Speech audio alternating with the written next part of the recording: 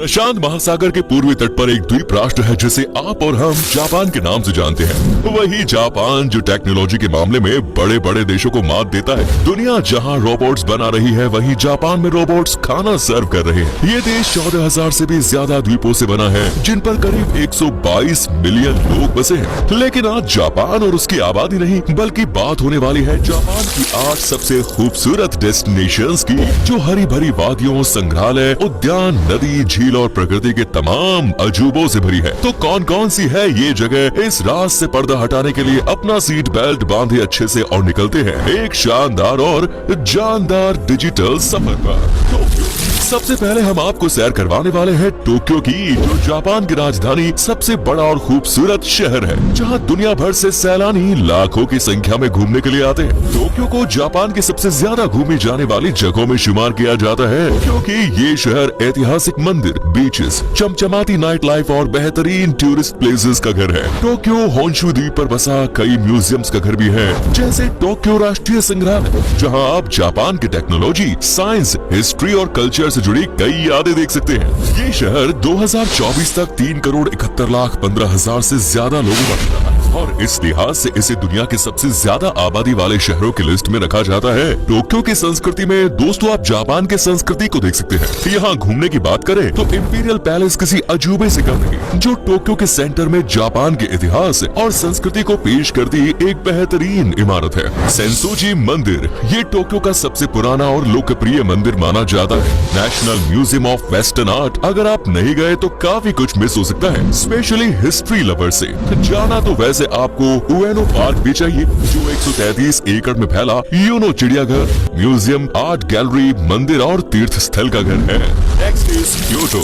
अगर आप जापान जा रहे हैं और घूमने के लिए ज्यादा समय नहीं है, इवन 1 से 2 दिन का ही समय, तो हम सजेस्ट करेंगे कि आप क्योटो जरूर जाएं। होन्शु द्वीप में स्थित क्योटो लंबे समय तक जापान की राजधानी रहा। हालांकि मौजूदा समय में ये जापान की सांस्कृतिक राजधानी है, जहाँ कई बौद्ध मंदिर, शिंटो तीर्थ स्थल, महल और नेशनल पार्क मौजूद है। क्योटो जापान में बौद्ध धर्म का सबसे बड़ा केंद्र है। साथ ही जापान की दूसरी सबसे बड़ी यूनिवर्सिटी भी इसी शहर में है। बात घूमने की करें तो क्योटो में क्योटो टावर सबसे फेमस डेस्टिनेशन है, जो 131 मीटर की ऊंचाई पर है। यहाँ से क्योटो शहर के शानदार नजारे कैमरे में कैप्चर किए जा सकते हैं, फिर चाहे दिन हो या रात। कियोमिज़ु डेरा एक क्लासिक पर्यटन स्थल है। कहते हैं कि यहाँ प्रेमी जोड़ा अगर दुआ करता है तो उनकी दुआ जरूर पूरी होती है। वैसे आपको हिगाशियामा और अराशियामा की पहाड़ियों पर बने मंदिर तो जरूर ही देखनी चाहिए, जहाँ से निकलने वाली आवाजें मन को सुख और शांति से भर देती है। Next is Osaka. जापान का तीसरा सबसे बड़ा शहर है ओसाका, जो संग्रहालय, पार्क, एक्वेरियम, गार्डन और मंदिरों के लिए टूरिस्ट्स के बीच अक्सर चर्चा का टॉपिक बना रहता है। ओसाका में हर साल लाखों टूरिस्ट्स आते हैं और एडवेंचर, लग्जरी और हैप्पीनेस से भरपूर ट्रिप एक्सपीरियंस करते जाते हैं। ये शहर पानी के शहर के नाम से भी जाना जाता है, क्योंकि यहाँ कई झीलें, नदियाँ और वाटर रिजर्वर्स मौजूद हैं। ओसाका शहर बेहतरीन नाइट लाइफ, स्ट्रीट फूड और मौज मस्ती के लिए भी जाना जाता है। देर रात तक पार्टी करनी हो या शॉपिंग करनी हो, या फिर स्ट्रीट फूड के तड़के के साथ लुढ़कते पुढ़कते बियर के कैन खोलनी हो, ओसाका में वो सब कुछ अवेलेबल है जो आपकी ट्रिप को यादगार बना सकता है। स्पेशली दातुनबरी, जहाँ का कल्चर आपको खूब पसंद आने वाला है, क्योंकि यहाँ ढेरों कैफे हैं, रेस्टोरेंट्स हैं, पब्स एंड बार्स हैं। और अगर आपको शॉपिंग करनी पसंद है तो आपको ओसाका के शिनसाई बाशी जरूर जाना चाहिए, जहाँ कई स्टोर्स और मॉल्स बने हैं। मॉल्स के बाहर ही स्ट्रीट फूड की मार्केट है, तो आप मजेदार खाने का आनंद भी उठा सकते हैं। ओसाका में और भी कई बेहतरीन जगह हैं, जैसे कि ओसाका कैसल, जिसे पहली बार 1583 में बनाया गया था और ओसाका में सेंटर ऑफ अट्रैक्शन की तरह काम करता है। इसके अलावा आप ओसाका एक्वेरियम, क्यायुकान, दातोनबोरी, सुतेनकाउ, तेनोजी पार्क, अबेनो हारुकास जैसी कई जगह जा सकते हैं, जहां विजिट भी कर सकते हैं। Next is Hiroshima. हिरोशिमा के बारे में दोस्तों कौन नहीं जानता। होन्शु आइलैंड पर बसा ये दुनिया का पहला ऐसा शहर बना जिसके ऊपर 6 अगस्त 1945 को परमाणु बमों से हमला किया।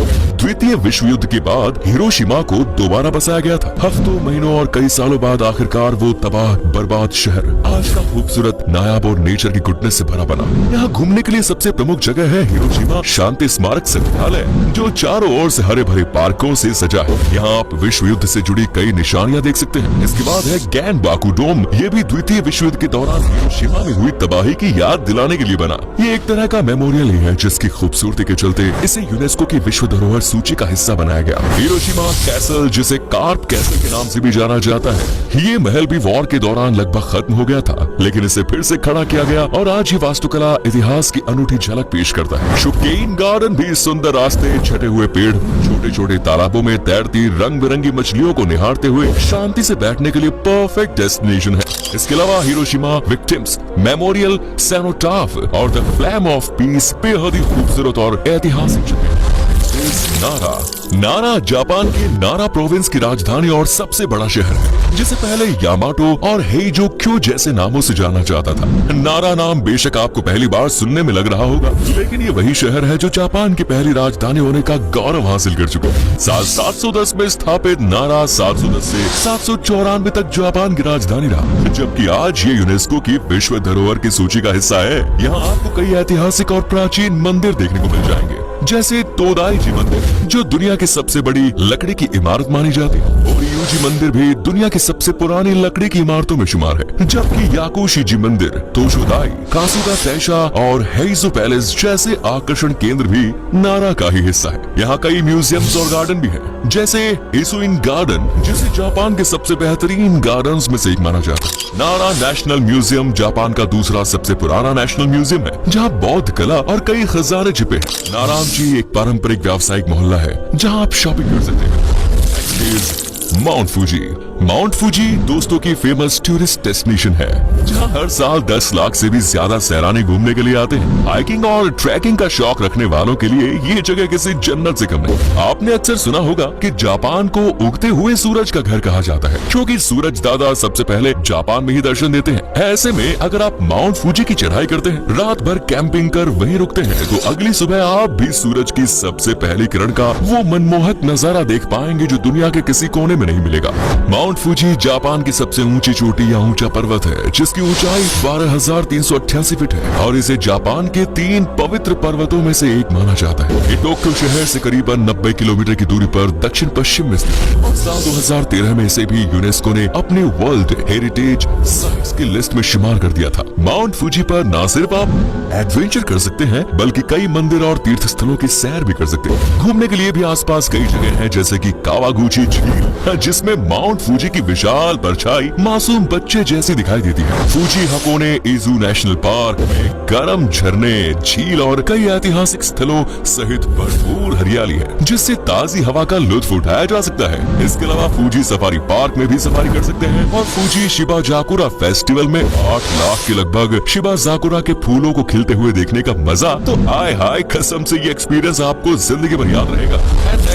ओकिनावा। चलिए अब आपको लिए चलते हैं ओकिनावा। ये एक आइलैंड और आर्किपेलागोस जो 160 से भी ज्यादा छोटे बड़े आइलैंड्स का घर है। ये द्वीप समुद्री तट और उन पर बिखरी सफेद रेत, ऐतिहासिक स्थलों और मैंग्रोव जंगलों के लिए दुनिया भर में जाना जाता है। बीचेस को छूता नीला नीला पानी और समुद्री जीवों की हलचल दुनिया भर के सैलानियों को यहाँ आने पर मजबूर करती है। ओकिनावा जापान के सबसे दक्षिणी और पश्चिमी प्रांत होने के साथ साथ 5वां सबसे बड़ा द्वीप भी है, जो कभी रयुक्यू साम्राज्य का हिस्सा हुआ करता था। इसलिए जापान से अलग ओकिनावा की संस्कृति में रयुक्यू साम्राज्य की झलक अक्सर देखने को मिलती है। ओकिनावा जापान के मेनलैंड से करीब 1500 किलोमीटर दूर साउथ का सबसे खूबसूरत प्रोविंस और आइलैंड माना जाता है, जहाँ देखने के लिए काफी कुछ है, जैसे कि ओकिनावा चुरोम एक्वेरियम, जहाँ ग्लाइडिंग मंटारे एंड व्हेल शार्क जैसे 60 से भी ज्यादा जलीय जीव रहते हैं। इसके बाद कुमे द्वीप, जो रयुक्यू राजवंश के समय का सबसे खूबसूरत द्वीप माना जाता है। यहाँ आप स्कूबा डाइविंग, बोटिंग, स्विमिंग और भी बहुत कुछ कर सकते हैं। सेफा ओताकी ओकिनावा का सबसे पवित्र स्थल माना जाता है, जिसे यूनेस्को ने अपने विश्व धरोहर स्थल की लिस्ट में शुमार किया।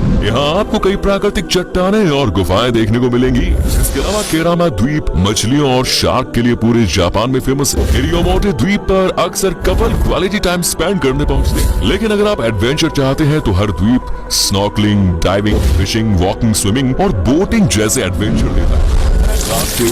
साप्पोरो दोस्तों लिस्ट की आखिरी डेस्टिनेशन है साप्पोरो, जो नाइट लाइफ के चाहने वालों के लिए जन्नत से कम है, क्योंकि साप्पोरो अपनी बियर के लिए दुनिया भर में फेमस है। साथ ही ये शहर विश्व प्रसिद्ध स्नो फेस्टिवल और मौज मस्ती के लिए भी पहचाना जाता है। ये वही शहर है जिसने 1972 में एशिया के पहले शीतकालीन ओलंपिक की मेजबानी की। शहर में हर साल स्नो फेस्टिवल का आयोजन किया जाता है, जो दुनिया भर में सैलानियों को जापान और जापान से सीधा साप्पोरो आने पर मजबूर कर देता है। साप्पोरो जापान का 5वां सबसे ज्यादा पॉपुलेटेड शहर माना जाता है। ये जापान का सांस्कृतिक, आर्थिक और राजनीतिक केंद्र भी माना जाता है, जहां असायामा मेमोरियल पार्क, हिट्सुजी गाओका ऑब्जर्वेशन हिल में भेड़ों का एक फार्म, होक्काइडो विश्वविद्यालय वनस्पति उद्यान एंड चिजाकी रोज गार्डन जैसे कई पार्क और उद्यान हैं, जहां हरी भरी वादियां, जीव जंतु और कई तरह के पक्षियों की प्रजाति बसी है। इसके अलावा आप Sapporo clock tower, Nishino shrine, Sapporo दफन सांस्कृतिक संपत्ति एंड साप्पोरो टीवी टावर जैसी कई जगह देख सकते हैं।